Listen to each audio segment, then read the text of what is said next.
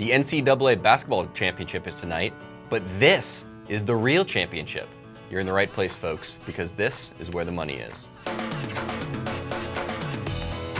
Welcome to the show, folks. I'm David Anson. This here is Tyler Riggs. Hello, hello. Good to be here. Matt, Happy Monday. Matt is at some conference in Vegas, or so he tells us. Who knows? I don't know if I believe him. Have you ever been to Vegas? I have. How many times? Just once. It's a scary place. I'm not much of a gambler, so... What is your game of choice? I've never been. Oh, boy. Well, I did roulette. I lost a good amount of money in a very quick amount of time, so then I stuck to penny slots after that. Isn't roulette like the worst odds you can have? Let's not talk about What's it. the best odds? Is it blackjack? I don't know. I think it might be blackjack Or if poker, you know what you're doing. If you know what you're doing. Yeah, exactly. I don't, so we never know what we're doing. Exactly. We're actually going to skip the headlines today, because who needs headlines? We're going to get right into what everyone's talking about. We talked about it a little bit last week, the high-frequency trading. We're going to talk about some stocks that have actually been impacted this, or their stocks have gone down on news of potential stuff impacting this. Works. But first, what are your kind of overall thoughts on this? Are you concerned? Does this impact the way you make investments, or what's your thought on the situation? So first off, as a way I make investments, I would say it's not really impacting me that much. Especially with the foolish style of investing, we're thinking long term. We're thinking years out, buying good businesses. I'm not as concerned with how the price is moving over the course of the day, and whether I'm getting having to do multiple trades of that same company one day. So first on that, not really an issue for me. I think with the companies we look at though. It is a little bit of a concern. I think this is an interesting time, though, because we've got sort of this perfect storm that's happened the past week with Michael Lewis's book coming out. Yep. We've got the Justice Department announcing they've been doing an investigation into high-frequency trading, and sort of all this swirling negativity about it. So how I look at this right now is it's time to start looking at these brokerage companies, see how they're being impacted by this, and is this a market overreaction in terms of the price hits they're taking on. Right, and you talk about the market overreaction looking at Charles Schwab, TD Ameritrade, E-Trade. E-Trade, yeah. Some of them down over 10% in the last couple of days, and not necessarily because they themselves are doing high-frequency trading, but part of their business kind of intermingles with high-frequency trading, if you will. Yeah. And the topic that's been on the minds of some analysts and some reporters here is something called payment for order flow, which the discount brokerages use to basically send orders to wholesale companies that then execute the trades for them. So they can, instead of sending the trades directly to the New York Stock Exchange, they can send them to these other companies, get paid for it, and get the orders kind of moving here. And some of those wholesale companies, you could argue that they kind of engage in high-frequency trading. So now the issue is how much of this payment for order flow is going to impact their business if the regulators come in here and say, hey, you guys can't do that anymore. Sure. And I think when we are looking at it, the actual revenue amount for, in particular, I think it was TD Ameritrade, was pretty big. Right. It was maybe roughly 10% of their revenue. Right. So that's a sizable chunk right there. However, would it really go down to zero because of any sort of regulations or things like that? Who knows at this point? I think it's probably pretty doubtful. But I think, yes, there's a lot of complications, a lot of details of high-frequency trading that's very hard to lump into one bucket. I mean, high-frequency trading itself is sort of a catch-all term. Yeah. It could be market making, it could be increasing liquidity, it could be arbitrage based on how quickly you can actually get information. So there are all these little things with different risks, different utilities to the market. So it's very difficult to sort of cast a wide net over high-frequency trading saying all of it's bad, all of it's good. It's sort of we have to figure that out still. That's a good point, because everyone is basically going in one camp or the other saying this is horrible or this is great. Rigged. Where I'm sure some of it is probably fine. I mean, TD Ameritrade has taken a different stance than Charles Schwab. Charles Schwab came out, the actual Charles Schwab came out and said, high-frequency trading is terrible, we need to get rid of it, this is a bad thing for the market. A cancer, I think he said on our and TD Ameritrade, their spokesperson came out and said, it's fine with us, it increases liquidity, tighter spreads, that's a good thing for small investors here. So very interesting to see TD Ameritrade kind of step up and say, hey, this isn't so bad. And like you said, they do get maybe around 10%. That's kind of the estimate for this payment for order flow that they get. But looking at TD Ameritrade, like you said, even if that was to go to zero, okay, maybe they took maybe they take a 10% hit Sure. overall on revenue. That doesn't feel good. No, not at But all. we've talked about TD Ameritrade on this show before, and the balances that they have sitting on their books, and they have a partnership with TD Bank. Yes. They earn income on that, interest income on that. So when rates rise, TD Ameritrade is in a great position to earn more income here. I think you were telling me before, if interest rates go up 100 basis points, they add 30 cents a share to their already $1.30 Yeah, absolutely. per share now. I mean, that's a big boost there. And that's from interest just rates going up. 1% moving up. So even then, we're sort of a little bit low the historical norm. I mean, that's a huge jump up there. So I think it's something where you want to look at this industry as something where it's getting beaten down really quickly, maybe not entirely rationally. Right. And I think that's why these are, Ameritrade, TD Ameritrade, E-Trade, Charles Schwab, these are intriguing things to watch right now because if they continue to get beaten down by this, well, what it is basically is it's uncertainty. People don't know what really HFT, high frequency trading is. Yep. They don't know exactly what the Justice Department's going to do. So they're going to discount those stocks based on just the uncertainty about the future. So this is an area where we can, keep an eye on and see what happens, see what develops. Right. So are you not necessarily super interested today? I know TD Ameritrade has had a great run. It's doubled over the past year and a half or so. Are you interested here, or does it need to fall a little bit more for you to get really interested in the story? Yeah, so it's like you said, it's been performing extremely well. So I'm looking at TD Ameritrade now. I'm looking to wait to see if it's going to be dropping any further because I think that'll make it more and more intriguing. With any of these brokerages, though, these are all intriguing opportunities here. To take advantage of sort of the short-termism of the market and say, look, these are still solid businesses. They're still growing the amount of net assets they have in their company.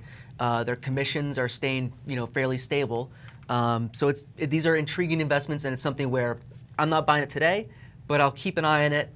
I'd like to keep learning more about high-frequency trading and all the little, quirks about it, and maybe see if this would be a legitimate investment opportunity. Interesting. All right, we will put them on our radar. Exactly. They're on my radar. They're adding them. They're a blip now, getting on there. So exactly. They're getting there. All right, let's move on to the mailbag. Okay. We have an email address. All right. It's WTMI@fool.com. Our question today comes from Mark. He says, so you guys recommend reading some business books on top of investing books. I've been considering that myself for a while, especially to help learn some terminology and content in annual reports. Where should I start? Could you recommend something for someone who might know absolutely nothing about business?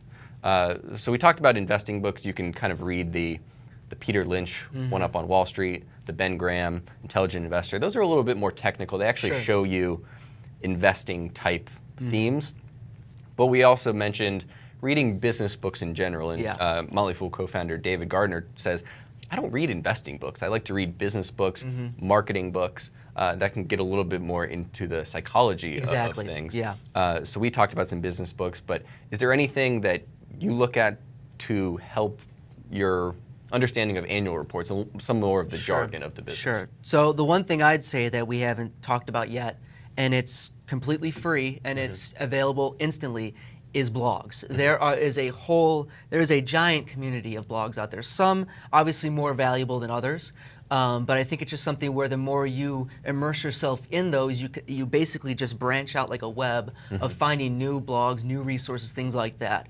There's one blog called footnoted.com, which specifically is a blog around looking at little things companies try to sneak into the footnotes of their SEC filings. They do traditionally, it's called a Friday night dump, where basically, when a company wants to bury some bad news, they're generally going to do it on a Friday afternoon around like when 4 no one's o'clock. watching. Exactly, but this blog is, and the owner of that blog, she's actually got a web class that's freely available, where she goes through some of the basics of what she looks for, what sections are important in an SEC filing, which SEC filings are important, and then basically how to look for triggers, how to look for things that I think what she refers to as stories. Gotcha. Things that you can create a narrative around and say, something's up with this company based on these sections I'm reading. So interesting. I would say blogs like that. Another one is csinvesting.org. Basically, if you're looking for resources, things to read, it's got no shortage of it. It's filled with things. You could spend all day, every day, reading all the posts and the links and everything. and you'll still have plenty to do. So I'd say that's something that you could go to today, this morning, and look at research and learn a lot about, reading SEC filings. So you got csinvesting.org and Footnoted. Footnoted.com, I believe it is, yeah. I'm going to give him one that's kind of a book, kind of something else. We talk about him all the time. I'm going to look at the Warren Buffett letters, and we talked about the letter from this year, but you can go back and read all of the prior letters, and I think you can even get a book on Amazon that kind of puts them all in one place. I think that's by Lawrence Cunningham. It's basically, what he did was he took all those letters and took all the little discussions and organized them by themes. Right. Accounting, acquisitions, or just general psychology, things like that. So that, I really like that book because instead of going through the chronological method, I like going by subject and reading all that Buffett's talked about on this subject. Yeah, exactly. And he tells his kind of folksy stories in there, but he does touch on accounting a fair amount as well. Sure, absolutely. And that'll kind of give Mark some idea in terms of what's kind of, for lack of a better word, BS in terms of what's real accounting. Because Buffett has no problem calling out some things and saying, we have to do this because GAAP tells us to, but we really think it's completely stupid. Yeah. So that'll give Mark some good idea in terms of the annual reports as well. Exactly. There's no shortage of stuff to read, basically. Exactly. All right, moving on to the game for today, playing a little stock quiz. Okay. And Matt's beaten me the last couple of weeks here, but I'm going to try to beat you. So do I have to live up to his streak then? You do. Oh, crap. Pressure's on. All right, the first question is, it's pretty easy. You only got two options here. Which bank bought back 16% of its shareholder equity via buybacks during 2007? So during the boom times of banking stocks. Okay. Bank of America or Wells Fargo? So, my first impression would be Wells Fargo, but then I'm trying to think maybe this is a trick question, or maybe it's some sort of quirk to it. So, I'm gonna go with Bank of America A. That is wrong. Oh, it is Wells Fargo. Sorry, Matt. And so they bought back 16% of their shareholder equity in 2007. I think it was around $7.5 billion they spent on buybacks. When their stock price was at an all-time high, multiples at an insane level, insane looking back in retrospect. We look at Wells Fargo today and say they can do no wrong. This is a great bank. They have a great mortgage business. They weathered the crisis. They're perfect. But if we look back to what actually happened, they didn't make the best capital allocation decisions possible. I mean, buying back stock during 2007 as a bank probably wasn't a very good idea. Bank of America, they didn't buy back as much. They were busy kind of still swallowing acquisitions. So that's kind of where the question... I was reading too much psychology, I think, before this. So. So just something to remember, we just saw Wells Fargo launch an enormous buyback program. I think something with the authorization of $17 billion in that range. So it looks good. Wells Fargo, I think, in my opinion, looks pretty fairly valued, but we can't look at these banks that have had a good track record of performing well from a stock perspective and say everything they do is great. We need to hold them accountable. And I think you made a great point there that not all share buybacks are good things. If they're not doing them at the right time, they're just doing them to please the short-term investors. That's not necessarily a good thing. It's very tough to figure out what's a good share buyback and what's not, but they're not all just solely good things. Exactly. All right, what do you got? How are you trying to study today? So I've got a ranking question. Rank the following by percentage of demand deposits on their balance sheets. So we've got A, Bank of America, JP Morgan, and Wells Fargo. This is from highest to lowest percentage. B, JP Morgan, Wells Fargo, Bank of America. C, Wells Fargo, JP Morgan, Bank of America. And finally, D, Wells Fargo, Bank of America, JP Morgan. I'm going to go with D. Wells Fargo, Bank of America, JP Morgan as a percentage of demand deposits. Is that right? Yeah, that's right. I was hoping at least we could even it out by both of us getting wrong, but no, you did get it right. Okay. So good job. Yeah, it's about Wells Fargo's around 26% of their deposits, Bank of America's around 22%, and then JP Morgan is around 18%. And I think that's an important metric just to look at, primarily because the bank's primary function is making money over the interest rates they lend out at versus the interest rates they pay out at in their deposits. So the bigger the number, the better. It's like a share buyback. That doesn't mean just because it's bigger, it's better. But it is something to keep an eye on when you're looking at a bank and analyzing one of them and looking at their SEC filings. Exactly. Yeah. All right. Final question of the day. I'm going to try to stump you again here. Okay. The 10-year return for the S&P 500 from 1999, so from 1999 to 2008, I guess it was negative 9%. What was Berkshire Hathaway's book value growth during that time? A, 35%, B, 63%, C, 97%, or D, 123%. Starting in 2009, the 10-year book value growth. Got to get this right. I think I've just got to go with my gut here, and it's got to be a good number. I'm thinking D. It is D. All right. 123%. So S&P, negative 9. Berkshire Hathaway, 123. Yeah. A lot's been made of Warren Buffett not beating the market on from a book value perspective over the last 5 years. The market's had a great run. Yeah. Berkshire Hathaway has had a good run, but not beating the S&P, which is what his target is. Yep. But Buffett says, judge us in the down years as well. And the past 5 years have only been up years, basically. Yeah. So when you look over the entire cycle, and from 2009 to 2008, I guess, you're definitely getting some cycles in there, and you could see that Berkshire Hathaway vastly outperformed the S&P. So it's not totally fair to judge Berkshire Hathaway on what it's done recently. Looking out over the long term, I feel confident that they will continue to beat the S&P. Yeah, I mean, it's something where if he doesn't get as big of a number as, in a certain year or a 5-year time frame, people say, has he lost his touch? Yep. And then when he's not getting as big of a negative number, no one's really talking about that. They're just talking about, you're just, trying to, stop the world, the sky from falling. Yeah. So I think that's, again, it's just something where he's got that long-term view that a lot of people are just looking to cherry pick sort of time frames and say, okay, 10 years he's destroyed the S&P, but 5 years he's lagged it. So he must have lost his magic in the past 5 years.